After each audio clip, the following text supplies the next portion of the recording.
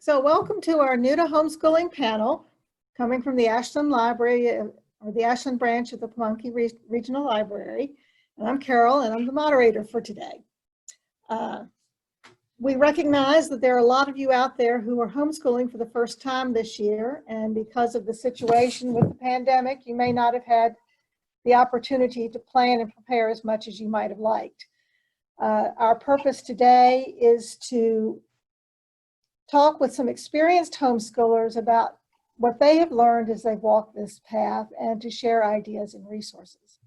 So I'm going to ask each panelist to introduce yourself, telling us your name, the county you live in, how long you've been homeschooling, and how many children you have or are homeschooling now. And so why don't we start with you, Natalia? I'm Natalia Gibson. I live in Hanover County. I have two girls. They are 14 and almost 13, and this is our 8th year of homeschooling. Okay, thank you. Arcadia? Hi, my name is Arcadia. I live in Caroline County, and I have 5 children. Their ages are 16, 14, 13. Those are the boys, and the girls are 10 and 8. And we have been homeschooling for 5 years.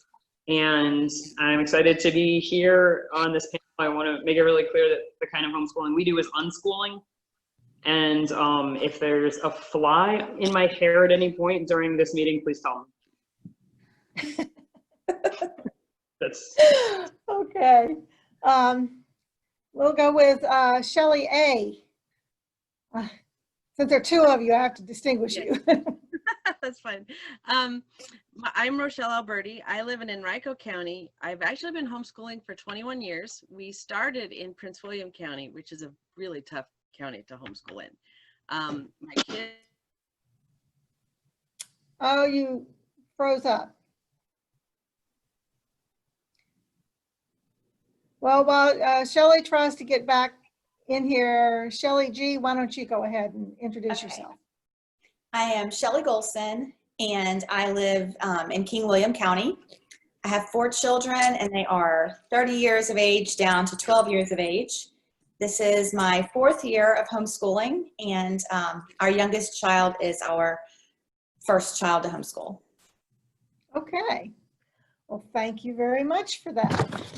So we have done a few prepared questions that our panelists have had a chance to look at and think about beforehand.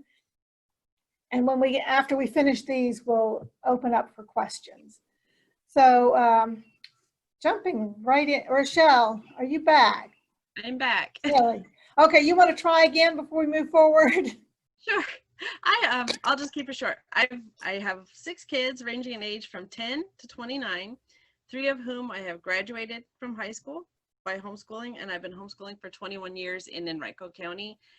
We started out in Prince William County, which is a tough county to homeschool in, but not impossible. Okay, thank you. We hope the technology gremlins have done their worst for the day now. cheers. Okay, for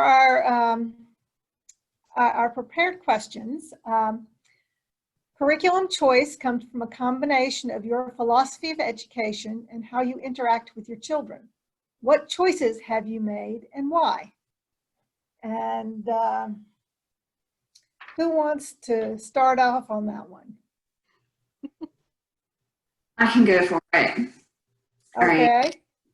I got it beside me because I was worried that I would forget stuff. All right, so when we first started 8 years ago, I was pretty focused on basic school subjects and pushed a lot at my girls, trying to make sure I had this feeling of, okay, I got to prove that I can do this better than the public school, which backfired real bad.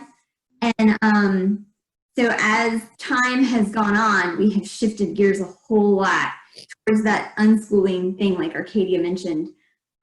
There's still certain things that I ask of them and get them on board with me, and then we do those.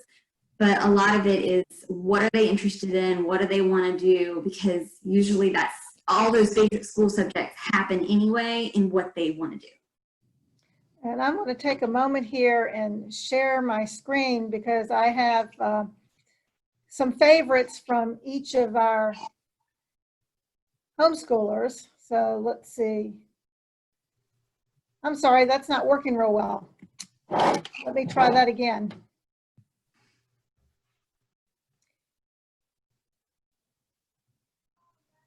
There we go.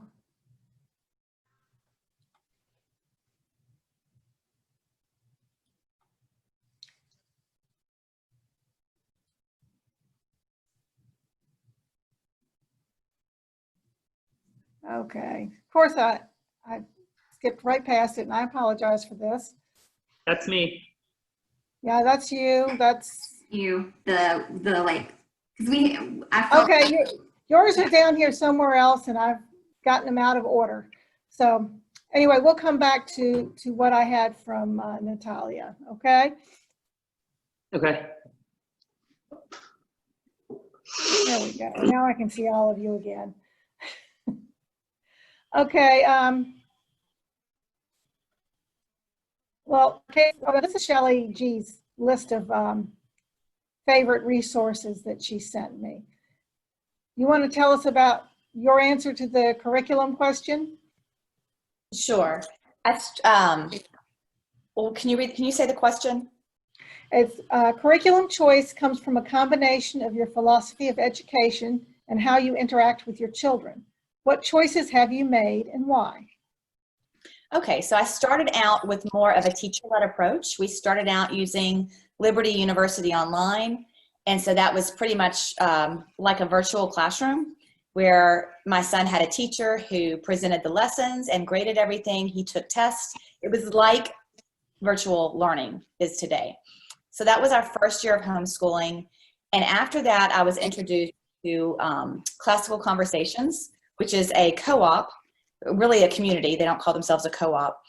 And we worked together as a group. So we had a tutor that sort of led us. We had a plan that we followed, but we were all working on the same thing. And so it follows a structure of the grammar stage being the early stage of learning, where you do a lot of memorizing, a lot of memory work. And then as they get a little older into the middle school years, they graduate into more of a dialectic form of learning, and they're really starting to engage and discuss as they learn together in a group. And then there's the rhetorical stage of learning, where they are really starting to be ready to lead and help teach each other. And so I did 2 years of Classical Conversation, and this year we're using Mission Lasting Liberty, so I've branched out on my own this year. I have kind of shifted away from more of from a teacher-led to a group-led to I'm finding that I really am ready for a more parent-led, picking and choosing the specific courses that I feel are important for my son this year. And I just kind of shifted into appreciating the freedom to do things from a parent-led approach. Okay, thank you. And Arcadia, I got yours up next. You want to go ahead and? Okay, I'll put my audio back on, but I mean, I keep calling it audio, the video back on. All right. Okay. Yeah, so we unschool, and my kids have never been on a curriculum of any kind, and I'm gonna read a John Holt quote, because it really sums up the reason why we reject curriculum better than I could explain it myself. But anyway, so he says, when children learn in their own way and for their own reasons, they learn so much more rapidly and effectively than we could possibly teach them, that we can afford to throw away our curriculums and our timetables and set them free to learn on their own. So you can see that one of the resources I have up here, Instead of Education, that's a book by John Holt. I think that's where I got the quote from, but I do own a lot of his books. And my first resource up there, the Unschooling Unmanual, it's got just a lot of essays, as it says, by various contributors, and a lot of neat perspectives from, people of all different walks of life. And then that George Carlin quote at the bottom really nutshells our feelings about compulsory learning and coerced learning and curriculums in general. A lot of people spend their life trying to undo the harm that was done through forced education, because forced education can sometimes be an assault to natural curiosity. And so anyway, I could go on all day, obviously, but that's about it. That probably explains it. Okay, and Rochelle, while you talk, I've got a list that Natalia put together for us of some of the different homeschool methods. So while you tell about yours, people can see this other list as well. We actually do use a curriculum, but the curriculum we chose is Christian Light. There's several curriculums that are out there, like it's workbook based. And the reason I chose that is because when I started homeschooling, I had a newborn, a kindergartner, and a third grader, and the third grader had already been in school. But it allows each child to learn at their own pace and to pursue, it covers basically the basics for me, so that then we can spend time doing the delving into what's interesting them, taking it deeper in this area, taking it deeper in that area. And especially as we had more children and I had more grades from kindergarten through high schoolers, it made it really easy to make sure that they all could learn what they wanted to, as well as what they needed to. So it kind of falls on the traditional, I'm not sure where I guess it's more traditional. But we also chose it because it's what's called spiral learning. So it just builds a little step at a time, and they don't progress until they're ready. So if a kid takes 3 years to do this one subject, who cares? It's that they learn it, and that it teaches them to learn. And it focuses mostly on reading skills and math skills, because if a child reads well, they can learn anything. I mean, basically. And I also chose it because it left me free to do the supplementing. So we spend most of our time at the library. We spend most of our time going to historical places. They don't just say, oh, these are the facts. We go, let's go find out why, or let's go. And it allows me that freedom, especially when I had 6 kids all at home. 3 are grown now. And it must have worked because my oldest loves to read so much. She's now a librarian in the Varina in the Henrico County Public Library System. But again, that worked with my kids, and you have to figure out what fits your children and your family, because this works for me, but it wouldn't work for a lot of my friends. It works for my kids, but it wouldn't have worked for some of my nieces and nephews. So that's the big thing, is you have to just kind of explore, and don't be afraid to change if it's not working. As you've seen, some of the people have changed or progressed as they've gone along, and that's the big thing. That sounds like a lot of good takeaways. I'm going to move us on now to the next question, which is, how do you manage to fit it all in? You've got to take care of your home, your family, possibly work, and all the other little tasks of everyday life, and do homeschool at the same time. So, Want me to go again? who wants to take it? Go ahead. Okay. So just as Michelle just said, it's gonna really depend on you and what you want and how your family works as to how you're gonna fit it all in. For me, that has really changed over the years. We've done all sorts of things. I've used online like planning tools. I used Ambleside online scheduling. I've used loop schedules. I've used box systems. I've used rolling file carts. I mean, you name it, and I might have tried it out with my girls. The last few years we used whiteboards a whole lot, where I would just write out, hey, these are the things that I want to make sure you get done each day. And then this year, my oldest pretty much makes her own schedule, because she chose to do some co-op classes that she has homework for. And then she knows sort of the things that I would like her to get done during the day. My youngest has a binder that has the things she's working on in it. And she just sort of works through those and, you know, comes up with, you know, she'll come to me with, oh, I need help with this. So that's sort of where we're at now. Okay, thank you. Shelley G., you want to go next? Sure. So this year I bought a curriculum that kind of gives us a planner. So you can't really see it, but just so you see an idea. it has each subject listed. And so we're actually this year really walking through this planner. So that's how we know what are we wanting to accomplish for the day. And then my son's 12, so I only have one that I'm homeschooling, so it's not really very complicated for us. We run a dairy farm and my son helps me. So sometimes our timeline changes. We try to keep it as consistent as possible, but I don't stress out.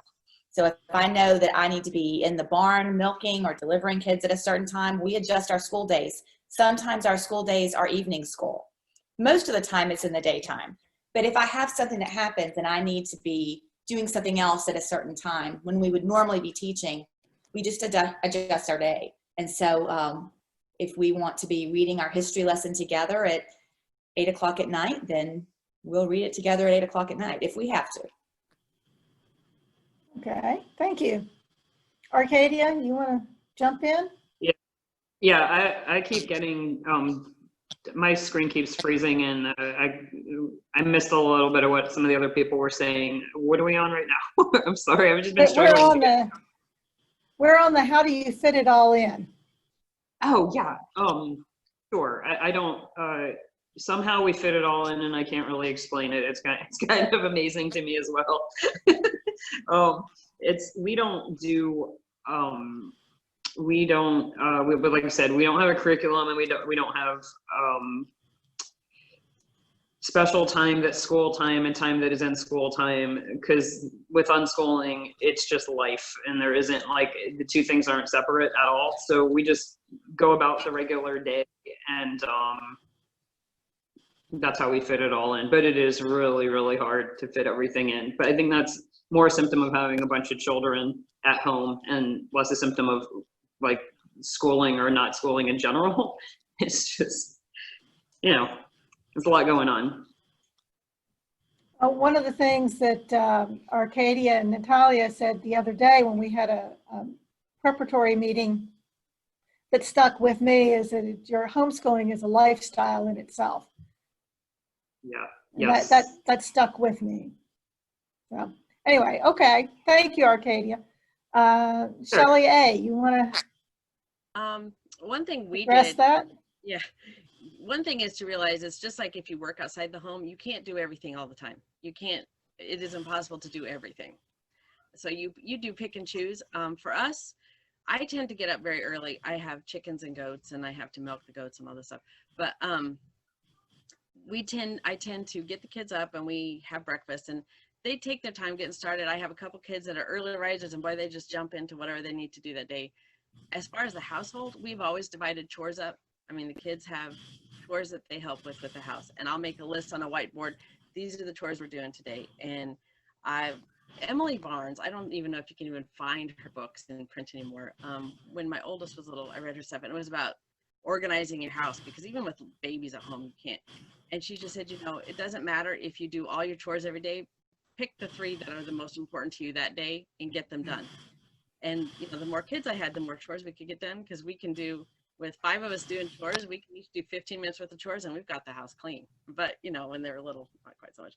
And the big thing is to realize it's just like when you work outside the home. People have to understand that when you're in the schooling process, whether that be having the discussion your kid needs to have about this topic or whatever, you are basically at work. So your house is not the same as someone who has nothing else to do but clean their house all day. You see it as a job, and however you're doing it, you drag the kids to the milk barn with you, and there's when we're raising baby chickens, my 5th grader has been known to read her stuff to them. That's schooling. Do chickens need to know about science? No, but it gets her through her material, and she's keeping an eye on it. I mean, you just kind of make it fit, just like, and you realize that you have to learn, and this is a hard one. You can say no. You don't have to do everything. And a lot of times when you're homeschooling, people assume, oh, you're at home, you can do this. No, you don't have to. You can say, no, I can't. That is when my children and I are doing what we need to do, whatever that is at that time. Thank you. Makes it sound more doable than people might have thought before. Our next question is, how do you find and set up social activities for your children? So I've put up a list here of some things that you all have given me beforehand as possible things to do, but someone jump in and tell me what you do. We don't do a lot of outside activities.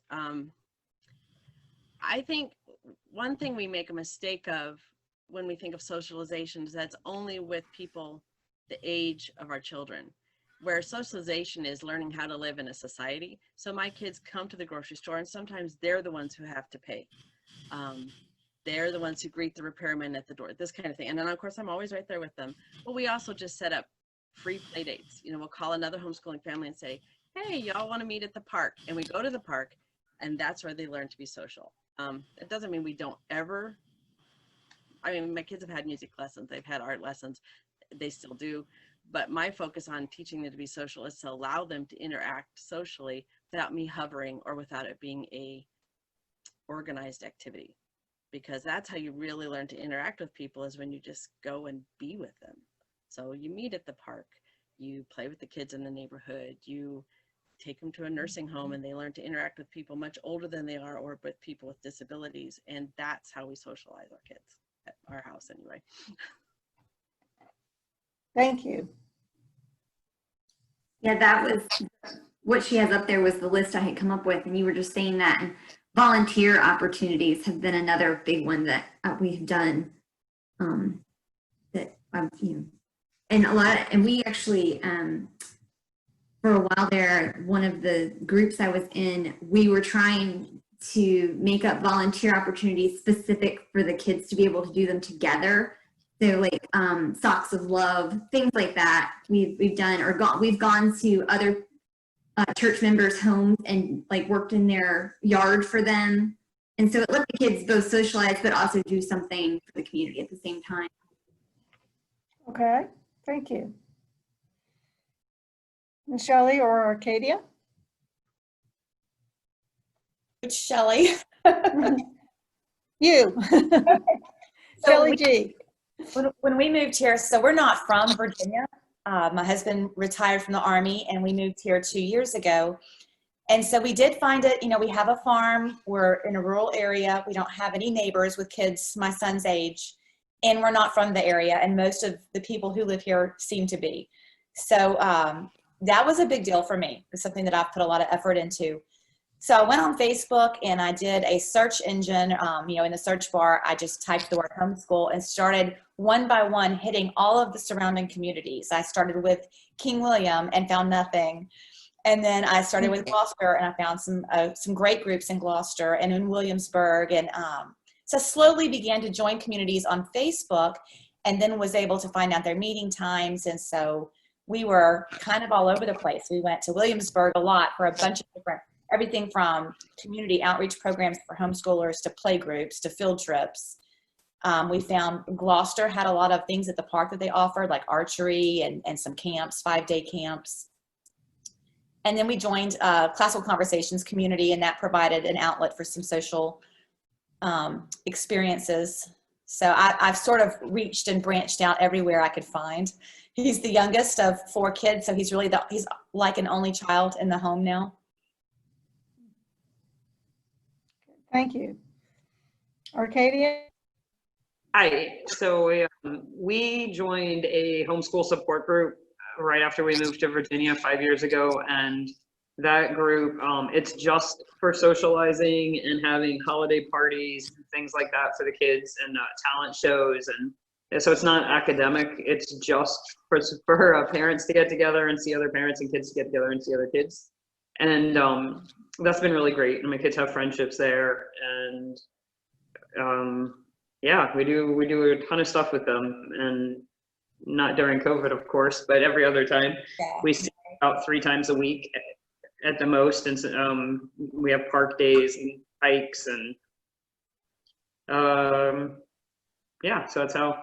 And then just like the other mom was saying, like just going out into the community, like going to the library or the grocery store or the museum or any normal place that life would take you. All my children come along with, so they're out in the real community as well. Thank you. Our, Yes. I'm going to add a question in here is, what are you doing for socialization kinds of things now during this COVID time when we're all so separated from each other? Are you starting with me again? Please, go ahead. The isolation during COVID has been very hard for my family. Because we don't have the internet at home and we live on an isolated farm, and we don't see our neighbors unless we drive off of our property. So it's been really hard. And we did do some like traveling, like we traveled to visit friends who were willing for us to get together with them and create like a pod for, you know, a 6 days or so our kids could see other kids. But it's been hard, really hard. And now that things are... Oh, I'm sorry, we seem to have lost you, Arcadia. Shelley G., you want to jump in? Sure. So we formed a very small group this year that we were all using the same curriculum, just 4 moms, and we all had boys the same age. And we were going to meet once a week and meet outside only because of COVID and trying to social distance. Each of our 4 families had different plans and feelings on how to deal with this very weird year. And so that sort of evolved into more of a meet together for field trips. And we were studying U.S. history together. So it made it, you know, living in the Williamsburg surrounding area, it's a nice place for U.S. history field trips. So we've done some field trips. And then we've done some online groups, some Zoom meetings with other friends. And our church has been able to offer some social distancing youth group activities. And this is my son's first year in the youth group. So we've done these things, but it's had an impact on us as well. We can't just meet as usual in large homeschool groups like we had become used to doing. So we've missed that. Natalia or Rochelle, which would you like to add anything? So mine hasn't changed tons. I have one going to a co-op and taking a woodworking course, and she just wears a mask, and we use hand sanitizer and clean stuff all the time. My other one goes to a co-op, a different co-op, twice a week, and she chose pre-algebra, Spanish, and ASL to take this year, and she wears a mask, and she takes the hand sanitizer, and all the parents brought in cleaning supplies, and so they're just cleaning between each class. And they even eat lunch there, and they have these big tables set up that are 6 feet apart, and then they spread the kids out. They each get their like distance away from the other person to eat, and then they all clean, and then they all put it all back away because it's at a church. So that's happening. I still take her to music, and she wears a mask, and we clean the piano, and we wash our hands as we leave. And so yeah, we're still doing stuff. Our homeschool group, we just met last Monday, and we did presentation club, and we just did it outside. So everybody spread out. I brought a folding table, and I cleaned it, and the kids used it, and we kept on going. Thank you. Shelley A., you want to add anything? Yeah, like my older kids, their youth group at church was doing Zoom meetings. They're doing bike rides, things like that outside now. My youngest one, we got her into a Zoom art class, but we also within our church, there's several of us who homeschool, and we all were following the same protocols and had the same level of exposure. So we were kind of like a pod. And so we would occasionally get together in outdoor settings. We've recently started doing a few indoor things, but again, you know, the kids have to stay, and that's the hard part, especially with the young ones, is don't, you know, stay back. But, you know, masks and hand sanitizer and cleaning wipes do wonders. But, and again, we live kind of out. So for the most part, COVID didn't affect us a lot in that respect, because except for going to the library and things like that, we just don't, because it's so far to get anywhere. I can appreciate that. Okay, for our last prepared question here is, Can you tell us one thing I wish somebody had told me before?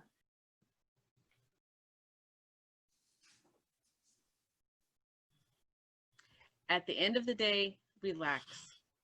You don't have to be the best at this. You don't have to, your kids don't have to keep up with other people's kids.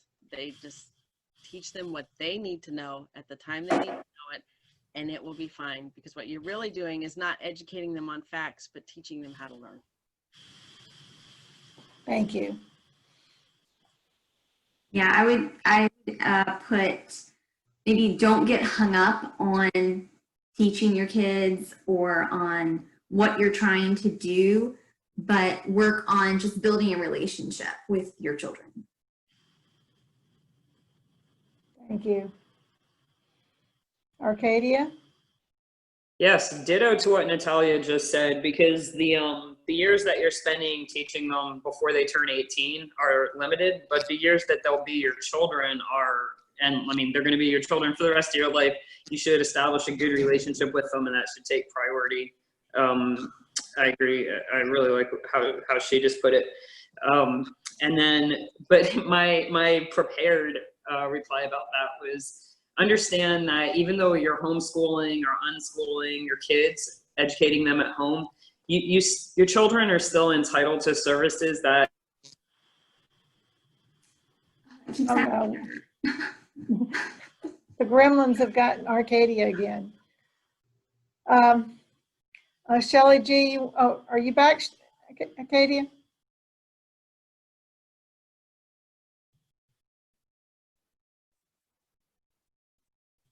We can't hear you. Uh-oh, I can't hear you. Oh, now I can hear you. Okay, did it cut me off? It did, but you're back now. Okay. So I was starting to say, you can, this doesn't have to be your end answer, and you can find a second opinion and a third opinion, but don't be afraid. I wish somebody had told me, don't be afraid to reach out to the public school in your county and ask for certain resources, because your child is entitled to them if you need them. They're there if you need them. And, you know, we just right now are reaching out to them for some help with the little struggle that one of my kids is having. And I wish I had realized that was available all along for 5 years. Yeah. Okay. Shelley G? Okay. I don't know. I asked a lot of questions and I met a lot of people when we started. So I've struggled to come up with what do I wish someone had explained to me. I guess it would have just been my very first year of homeschooling if I had understood that just because a particular organization says that they are accredited, and they probably are, you know, they may have an accreditation, it doesn't necessarily mean that your local school district would accept or acknowledge that accreditation. So, for example, when we were doing Liberty University Online, I thought we would be classified as being in more of a private school situation rather than homeschooling. So when we moved to Virginia, our school district was very quick to inform me that they don't accept the accreditation that Liberty held, and that we were falling under the homeschool category.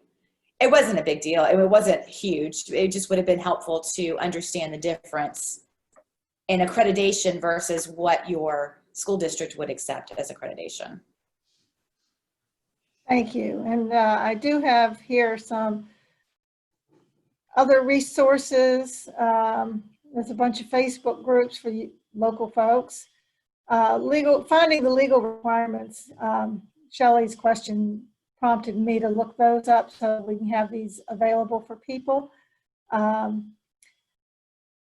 And general resources in the area. These two kept coming up over and over again: the Home Educators Association of Virginia and the Organization of Virginia Homeschoolers. And so there's contact information for them there. And so I know we don't have a big audience to ask questions right now, but Elizabeth, do you have any questions you'd like to ask of the panel?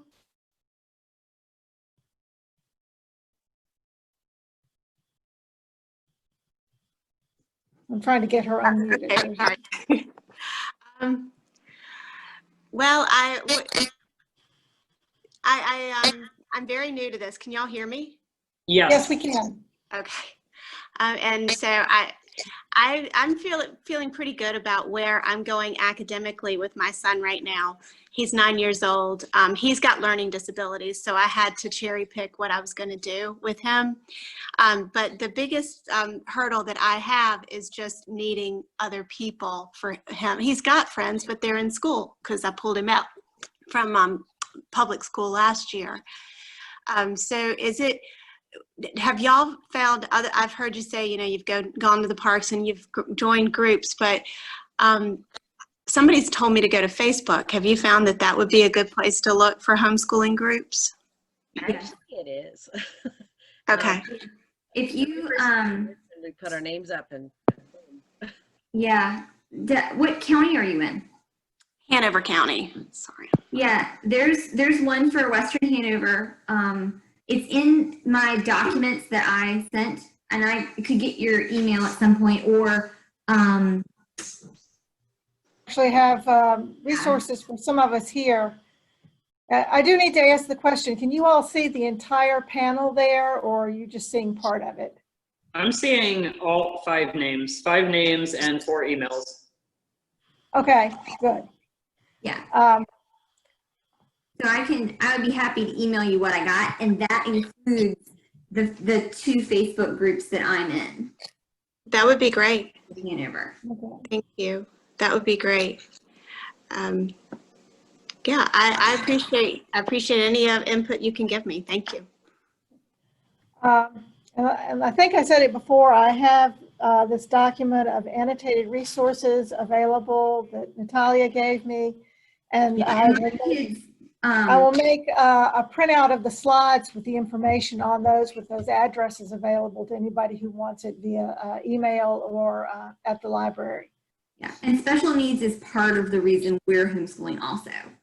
I knew the second year my daughter failed kindergarten the second time that I could fail her at home, and would rather fail her myself than have someone else fail her. And so that's how we got started. Yeah, interesting. I also have a child on the autism spectrum. He's 14 now, and I can't even imagine what it would be like to have him in traditional school. I think it would be horrible for him and our family. So yeah, having him at home makes me feel better about his future. Yeah. Mm-hmm.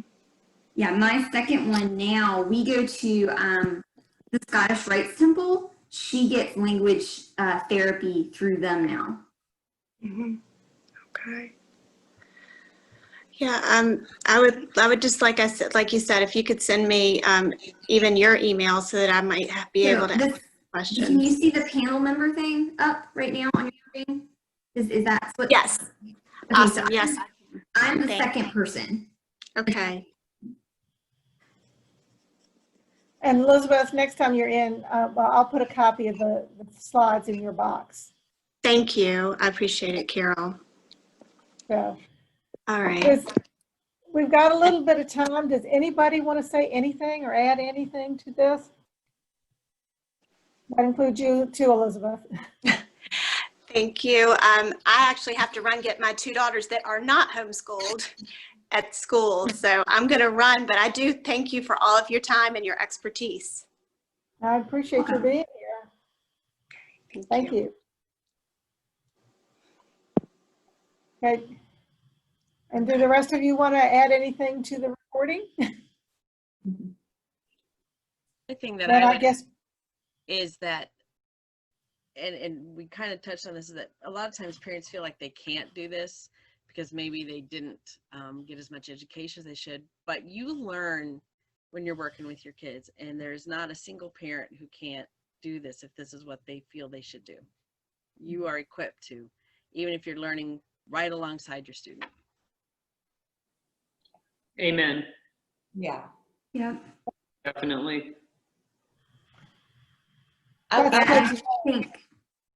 would say, I think sometimes people get hung up on the idea of curriculum and, you know, what am I doing, or and I think, you know, if you were to look up the definition of curriculum, it's just the subject areas.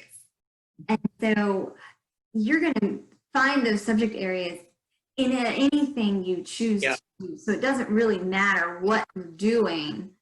Is your kid enjoying it is way more important, because otherwise they're not really learning. I was going to add what you said, Shelley. Do you go by Rochelle or Shelley? The other Shelley. Generally Shelley, but Okay, Shelley, me too. And my name is Rochelle, by the way. But I was going to, what you said was so true about learning alongside your children. That was really life-changing for me as a new homeschool mom.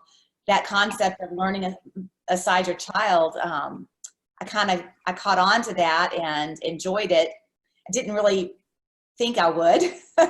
In fact, when I started with one of our co-ops, I found out that I was supposed to do these read alouds where we read things together instead of, you know, my middle schooler going off and reading it by himself. And I wasn't real excited. I kind of thought, you know, he can go read and do his thing while I go out and do what I need to do in the barn.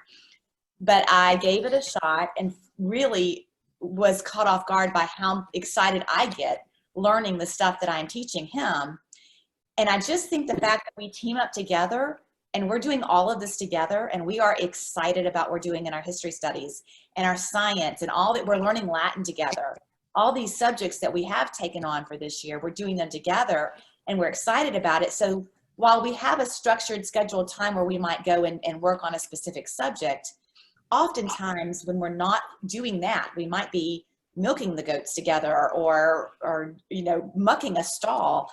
These subjects come back up, and because we're engaged in it together, I just feel like the learning is endless. We're talking about processing it, digesting it, way more hours out of the day than I think he used to when he just went off to school during the day, and then he came home, did the minimum amount of homework required, and we put it out of our minds. the other thing I found with mine too is if there's something I'm not sure of, it actually empowers them to hear me say, I don't know, let's go find out. And we go and do the research.